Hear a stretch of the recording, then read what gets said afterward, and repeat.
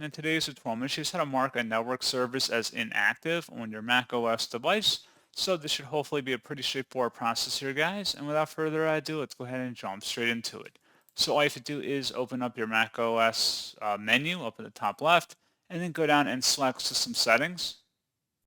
On the left panel, you want to select where it says Network, and then select your network over here on the right, whether it's Wi-Fi or something else. Just go ahead and select whatever you're connected to.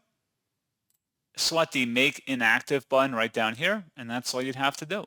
So pretty straightforward process, guys, and as always, thank you for watching. I do hope I was able to help you out, and I do look forward to catching you all in the next tutorial. Goodbye.